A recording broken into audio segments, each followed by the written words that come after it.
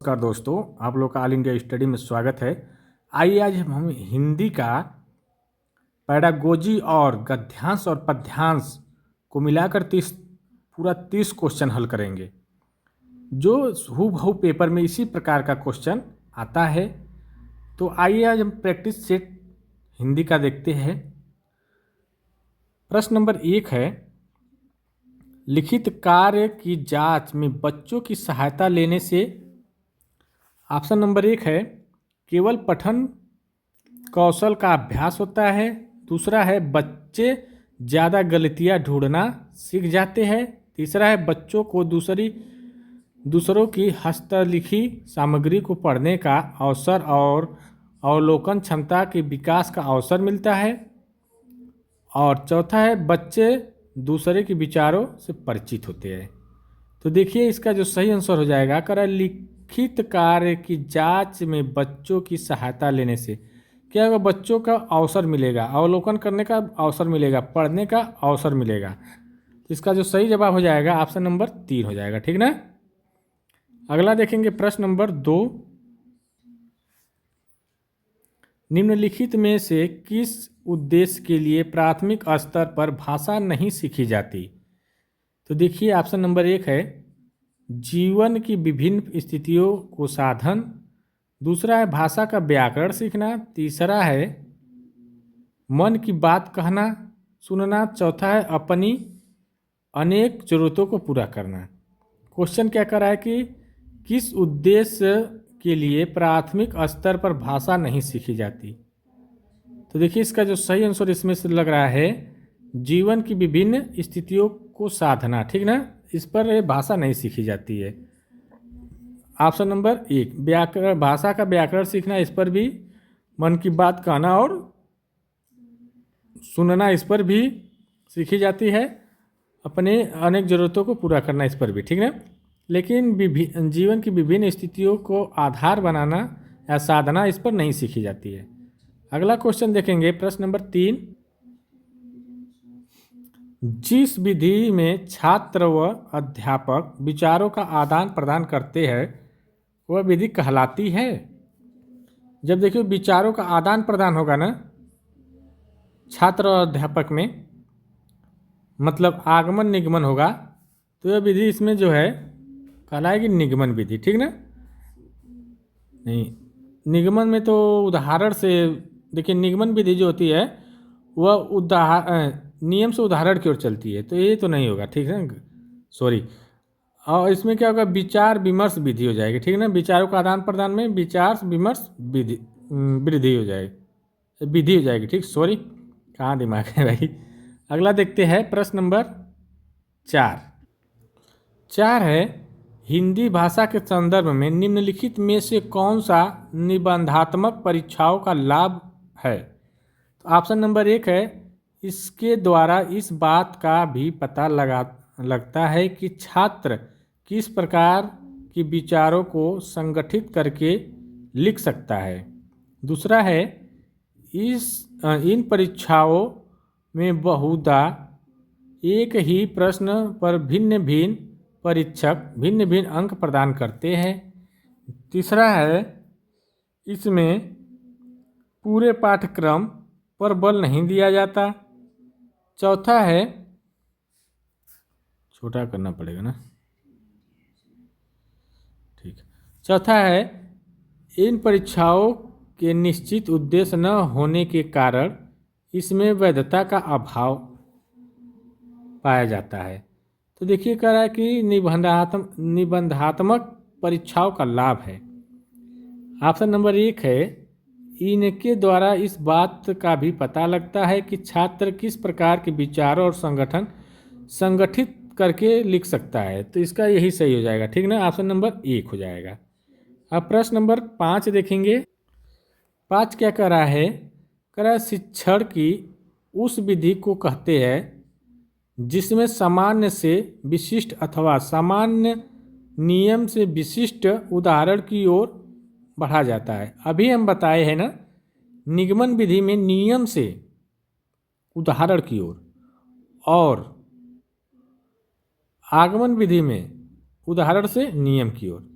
तो यहाँ पर क्या कर रहा है, सामान्य से विशिष्ट की ओर, मतलब कि नियम की बात कर रहा है। और दूसरा है सामान्य नियम से विशिष्ट उदाहरण की ओर, नियम से उदाहरण की ओर बात कर रहा है। देखिए, तो इस हिसाब से इसका सही आंसर ऑप्शन नंबर 1 हो जाएगा। ठीक ना। अब प्रश्न नंबर 6 देखेंगे। वर्तनी शिक्षण के लिए निम्नलिखित में से कौन सा अभ्यास सर्वाधिक महत्वपूर्ण है। तो देखिए, जो सब वर्तनी क्या है, वर्तनी शिक्षण के लिए तो सबसे महत्वपूर्ण होगा अनुलेख करेंगे। ठीक ना।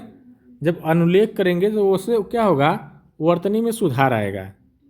ऑप्शन नंबर 2 हो जाएगा। नहीं, अरे यार, अनुलेख नहीं जी, श्रुत लेख, मतलब सुन करके जो लिखेंगे उससे होगा। ठीक ना। ये गलत हो गया। ठीक है ना, ध्यान दीजिए, थोड़ा सा अनुलेख पर आ गए, वो नहीं समझ में आया तो बात, तो इसका क्या हो जाएगा, श्रुत लेख होगा। ठीक ना, अनुलेख नहीं होगा, अनुलेख तो नहीं होगा, ये श्रुत लेख हो जाएगा। ठीक। अगला देखेंगे प्रश्न नंबर 7। अनुभव द्वारा व्यवहार में रूपांतर लाना ही अधिगम है, यह कथन किसका है। तो देखिए, अभी क्वेश्चन सीडीपी में हम करके आ रहे हैं, तो इसमें क्या हो जाएगा, गेट्स का है। ठीक ना, ये जो अनुभव द्वारा व्यवहार में रूपांतरण लाना अधिगम में गेट्स ने बताया है। ठीक ना। अगला क्वेश्चन देखेंगे प्रश्न नंबर 8। भाषा शिक्षण का संप्रेषणात्मक उपागम। ऑप्शन नंबर 1 है भाषिक संरचनाओं की जानकारी पर बल देता है। दूसरा है संदर्भ में भाषा प्रयोग की कुशलता पर बल देता है। तीसरा है मातृभाषा प्रयोग का निषेध करता है। चौथा बोलना कौशल पर बल देता है। तो देखिए, भाषा शिक्षण का संप्रेषणात्मक उपागम जो होता है वह भाषा कौशल जो होता है उसे बोलने पर बल देता है। ठीक ना। तो इसका जो सही आंसर हो जाएगा ऑप्शन नंबर 4, बोलने पर बल देता है। प्रश्न नंबर 9 है बहुसांस्कृतिक पृष्ठभूमि वाली भारतीय कक्षाओं में भाषा शिक्षण के लिए अत्यावश्यक है। ऑप्शन नंबर ए परस्पर बातचीत के लिए अनेक अवसर का निर्माण। दूसरा है विद्यार्थी को श्रवण व लेखन कौशल के अधिकाधिक अवसर देना। तीसरा है विद्यार्थी को भाषण व लेखन कौशल के अत्यधिक अवसर देना। चौथा है लक्ष्य भाषा के विभिन्न भाषिक तत्वों का अधिकाधिक अभ्यास। तो देखिए, यहाँ पर कह रहा है भारतीय कक्षाओं में भाषा शिक्षण के लिए, भाषा सीखने की बात है। ठीक ना। तो परस्पर बातचीत के लिए अनेक अवसर देंगे। ठीक ना। जब बातचीत बच्चा करेगा तो भाषा जल्दी सीखेगा। ठीक ना। ऑप्शन नंबर ए सही हो जाएगा। अब प्रश्न नंबर 10 हम लोग देखेंगे। वीडियो अच्छी लग रही है चैनल को लाइक शेयर सब्सक्राइब जरूर करिए। आगे देखिए 10 क्वेश्चन नंबर। सहायक सामग्री के अंतर्गत उन सभी साधनों को सम्मिलित किया जाता है जिसकी सहायता से छात्रों की पाठ में रुचि बनी रहती है तथा वे उसे सफलतापूर्वक समझते हुए लेते हैं। यह कथन किसका है, अधिगम के उद्देश्य को प्राप्त करें। तो देखिए, ये जो कथन है एलोएन स्ट्रांग का है। ठीक ना। एलोएन स्ट्रांग ने बताया है कि सहायक सामग्री के अंतर्गत उन सभी साधनों को सम्मिलित किया जाना चाहिए जो छात्र को सीखने में सहायता हो। ठीक ना, जिससे छात्र रुचि ले। इसका सही जवाब ऑप्शन नंबर 1 हो जाएगा। अगला क्वेश्चन देखेंगे प्रश्न नंबर 11। विशेष क्षमता वाले बच्चों की कक्षा में लेखन कौशल के अभ्यास के लिए महत्वपूर्ण है। तो देखिए, विचारों की मौलिकता। विशेष बच्चा जो छात्र होते हैं बच्चे, वह विचारों की मौलिकता बहुत रखते हैं, मतलब वो सीखने के हर कदम प्रयास करते हैं, हरदम सीखने की ही बात करते हैं। ठीक ना, समस्या समाधान की बात करते हैं। तो यही ऑप्शन नंबर 1 ही सही हो जाएगा। ठीक ना। प्रश्न नंबर अब देखेंगे 12 है हिंदी भाषा में सतत एवं व्यापक मूल्यांकन करते समय आप किस बात पर विशेष ध्यान देंगे। देखिए, जब सतत और व्यापक मूल्यांकन की बात आएगी तो इसमें जो हम विभिन्न संदर्भों में भाषा प्रयोग की कुशलता की बात करेंगे। ठीक ना। विभिन्न संदर्भों का मतलब सभी प्रकार की भाषाओं के अनुकूल कुशलता की बात करेंगे। अब प्रश्न नंबर हम लोग देखते हैं 13। वीडियो अच्छी लग रही है चैनल को लाइक शेयर सब्सक्राइब जरूर करते हुए चलिए। माधुरी पढ़ते समय कभी कभी वाक्यों शब्दों की पुनरावृत्ति करती है। इनका यह भाषाई व्यवहार दर्शाता है कि ऑप्शन नंबर 1 वह समझ के साथ पढ़ने की कोशिश कर रही है। दूसरा है वह अटक अटक कर ही पढ़ रह सकती है। तीसरा है उसे पढ़ना बिल्कुल नहीं आता। चौथा वह पढ़ने में ज़्यादा समय लेती है। कह रहा है माधुरी पढ़ते समय कभी कभी वाक्यों को शब्दों की पुनरावृत्ति करती है, मतलब पढ़ते हुए क्या कर रही है, दोहरा दे रही है। तो इसका मतलब है जब दोहरा रही है तो वह पढ़ने में ज़्यादा समय लेगी, ठीक ना। तो इसका सही आंसर हो जाएगा पढ़ने में ज़्यादा समय लेती है, ठीक ना। अगला क्वेश्चन देखेंगे, प्रश्न नंबर 14 है, उसे पढ़ा, उसने खाया और उसने चीखा जैसे भाषा प्रयोग दर्शाते हैं। तो देखिए ऐसे जो भाषा होती है, उसने पढ़ा, उसने खाया, उसने चीखा, ऐसे जो भाषा का प्रयोग होता है वह नियमों का अति सामान्यीकरण होता है, ठीक ना। तो इसका जो सही जवाब हो जाएगा, ये सामान्यीकरण है, समान बात है, तो ऑप्शन नंबर 4 सही हो जाएगा। आइए अब हम लोग देखेंगे गद्यांश, ठीक ना। गद्यांश पढ़ेंगे, उसके बाद उसका आंसर करेंगे। थोड़ा ये क्या है कि स्क्रीन पर आएगा नहीं एक बार में, तो थोड़ा सा आप लोग उसको देख करके समझ के हल करिएगा। आइए देखते हैं। कह रहा है ग्रामीण क्षेत्र के लिए अनेक रोजगारोन्मुख योजनाएं चलाए जाने के बावजूद बेरोजगारों की समस्या का पूर्ण समाधान नहीं हो रहा है। ऐसी स्थिति के कई कारण है। कभी कभी योजनाओं को तैयार करने के दोषपूर्ण प्रक्रिया के कारण इनका क्रियान्वयन ठीक से नहीं हो पाता है, या ग्रामीणों के अनुकूलन नहीं हो पाने के कारण भी कई बार ये योजनाएं कारगर साबित नहीं हो पाती। प्रशासनिक खामियों के कारण भी ये योजनाएं ठीक से और क्रियान्वित नहीं होती, या इसे इतनी देर से प्रारंभ होती है कि पूरा लाभ ग्रामीणों को नहीं मिल पाता। इसके अतिरिक्त भ्रष्ट शासन तंत्र के कारण जनता तक पहुंचने के पहले ही योजनाओं के लिए निर्धारित राशि में 2/3 तक बिचौलिए खा जाते हैं। फलतः योजना या तो कागज तक सीमित रह जाती है और फिर वह पूर्णतः निरर्थक साबित होती है। बेरोजगारी एक अभिशाप है। इसके कारण देश की आर्थिक वृद्धि बाधित होती है, समाज में अपराध एवं हिंसा की वृद्धि होती है, और सब बुरी बात तो यह है कि सबसे बुरी बात यह है कि बेरोजगार व्यक्ति को अपने अस्तित्व के लिए संघर्ष रहते हुए अपने घर ही नहीं बाहर के लोगों द्वारा भी मानसिक रूप से प्रताड़ित होना पड़ता है। बेरोजगार की समस्या का समाधान केवल सरकारी योजनाओं का क्रियान्वयन नहीं हो सकता, क्योंकि सच्चाई यही है कि सार्वजनिक ही नहीं निजी क्षेत्र के उद्यमों की सहायता से भी हर व्यक्ति को रोजगार देना किसी भी क्षेत्र की सरकार के लिए संभव नहीं।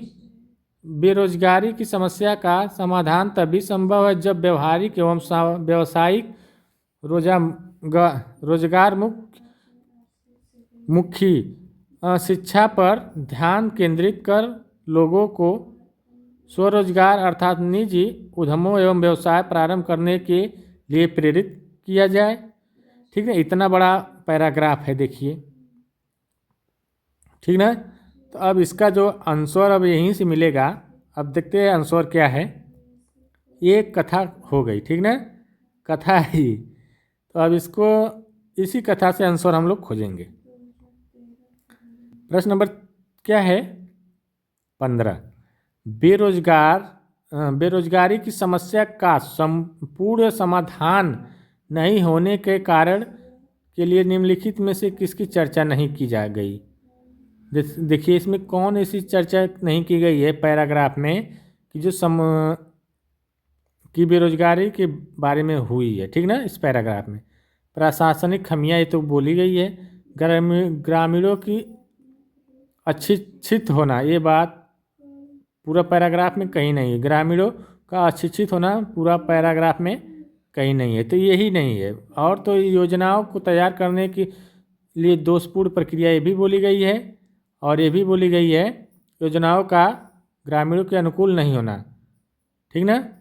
तो इसका जो सही जवाब हो जाएगा ऑप्शन नंबर दूसरा हो जाएगा, ठीक। अब अगला देखते हैं, अगला क्या है।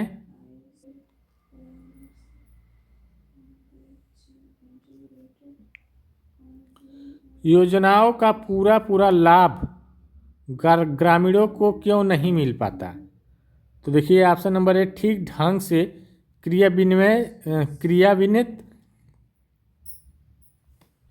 क्रियान्वित ठीक ना नहीं होने के कारण, दूसरा है आर्थिक अभाव के कारण, तीसरा गरीबी के कारण, चौथा है पारस्परिक कुरीतियों के कारण। तो देखिए ठीक से क्रियान्वित नहीं होने के कारण, ठीक ना। तो इसका जो सही जवाब यही हो जाएगा। इसमें क्वेश्चन पैराग्राफ में खोजते हैं तो मिलेगा, ठीक ना। ठीक से क्रियान्वित नहीं होने के कारण कहाँ है, यहाँ देखिए यहाँ पर दिया है इन दोषपूर्ण प्रक्रिया के कारण इनका क्रियान्वयन ठीक से नहीं हो पाता, ठीक ना। जो प्रक्रिया होती है वो दोषपूर्ण होती है, सही से नहीं लोग करते हैं, तो इसलिए वो पूरा नहीं हो पाता। इसलिए इनकी जो योजना है वो ठीक से नहीं हो पाती है और इसीलिए नहीं मिल पाता, ठीक ना। किस कारण व्यक्ति को मानसिक रूप से प्रताड़ित होना पड़ता है। तो बताइए क्वेश्चन जो पैराग्राफ पढ़ेंगे, किस कारण मानसिक रूप से प्रताड़ित होना पड़ रहा है। तो देखिए इसमें कहाँ लिखा है मानसिक रूप से प्रताड़ित होना, खोजिए जिसके कारण व्यक्ति को मानसिक रूप से प्रताड़ित होना पड़ता है। यहाँ पर लिखा मानसिक रूप से प्रताड़ित होना पड़ता है किसके कारण, बेरोजगारी के कारण ना। बेरोजगार व्यक्ति को अपने अस्तित्व के लिए संघर्ष रहते हुए भी अपने घर ही नहीं बाहर के लोगों द्वारा भी मानसिक रूप से प्रताड़ित रहना पड़ा है। इसका मतलब है बेरोजगार, ठीक ना, बेरोजगारी के कारण। तो इसका सही जवाब पहला हो जाएगा। आगे देखते हैं, प्रस्तुत गद्यांश के माध्यम से लेखक क्या बताना चाहता है। तो देखिए जो लेखक ये बताना चाह रहा है कि बेरोजगारी और उनके कुप्रभाव के बारे में, ठीक ना। बेरोजगारी जो है उसके साथ कुप्रभाव क्या हो रहा है उसके कारण की बात बताना चाह रहा है। तो इसका सही जवाब हो जाएगा तीसरा। अगला देखेंगे,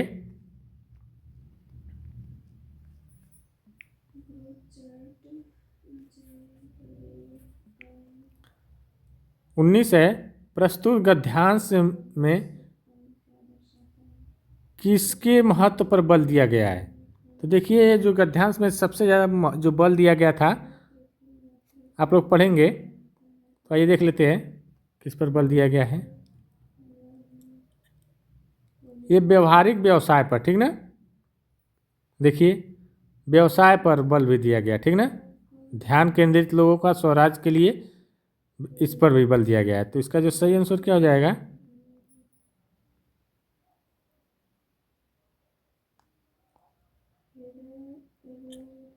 निजी उद्यम और स्वराज, ठीक ना, स्वरोजगार, ठीक ना। निजी उद्यम एवं स्वराज पर स्वरोजगार, ठीक ना। कहाँ दिमाग चला जा रहा है इस समय। अगला देखते हैं, अब देखिए रोजगारोन्मुख का संधि विच्छेद है। 29 नंबर यहाँ आ गया कहाँ से। चलिए ठीक है। रोजगारों रोजगारोन्मुखी का संधि विच्छेद, ठीक ना। तो क्या हो जाएगा, रोजगार प्लस उन्मुखी। ऑप्शन नंबर 2 सही हो जाएगा, ठीक ना। प्रश्न नंबर 20 है, निम्नलिखित में से कौन सा कथन सत्य है। ऑप्शन नंबर 1 है, लोगों को सामान्य शिक्षा देकर उन्हें अपना व्यवसाय शुरू करने को बाध्य किया जाना चाहिए। ये बाध्य वाली बात नहीं है भाई, बाध्य कोई ज़रूरी थोड़ी नहीं है बाध्य करे कि हाँ बस रोजगार ही करना है, नौकरी नहीं लेना है सरकारी। दूसरा है, लोगों को व्यवसाय शिक्षा देकर उन्हें अपना व्यवसाय करने के लिए प्रेरित करना चाहिए। ये बात सही है, ऑप्शन नंबर 2, ठीक ना। प्रश्न नंबर 21 है, बेरोजगारी और अपराध के संबंध के बारे में लेखक क्या कहना चाह रहा है। कह रहा है बेरोजगारी के कारण ही समाज में अपराध एवं हिंसा में वृद्धि होती है। दूसरा है, बेरोजगारी यदि नहीं हो तो समाज में अपराध एवं हिंसा कम हो जाएगी। सही बात है, आपस में लोग क्या करेंगे, जब व्यस्त हो जाएंगे तो अपराध और हिंसा कम हो जाएगी। प्रश्न नंबर 22 है, क्रियान्वयन का विशेषण क्या है। तो देखिए क्रियान्वयन का जो विशेषण है यह हो जाएगा क्रियान्वित, क्रियान्वित विशेषण, ऑप्शन नंबर 1। अब आइए देखेंगे पद्यांश। पद्यांश को पढ़ेंगे उसके बाद इसका भी आंसर करेंगे।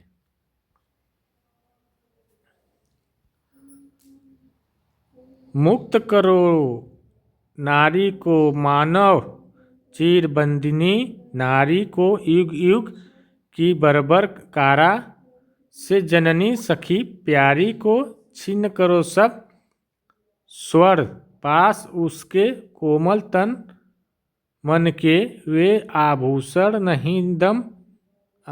नहीं दाम उसके बंदी जीवन के, उसे मानवी का गौरव दे पूर्ण सत्य दो, नूतन उसका मुख जग का प्रकाश हो उठे अंध अवगुठन, मुक्त करो जीवन संगिनी को, जननी देवी को आदृश्य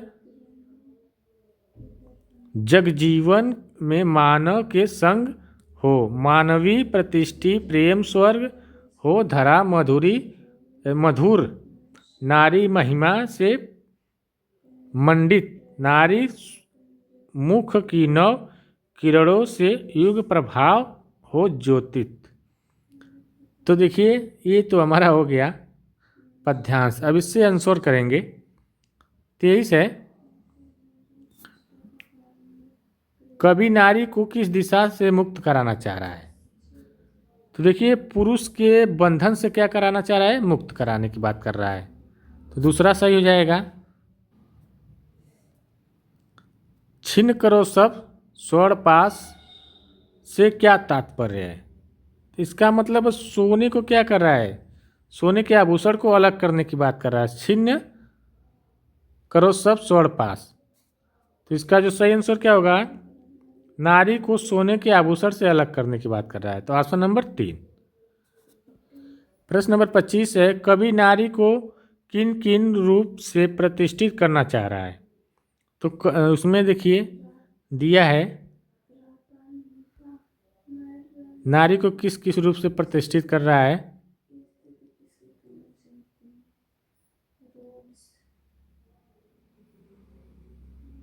माधुरी, महिमा, मंडित, नारी मुख नव, ठीक ना, देवी जननी संगिनी, यहाँ पर देखिए यहाँ पर है जीवन संगिनी, जननी देवी, ठीक ना। देखते हैं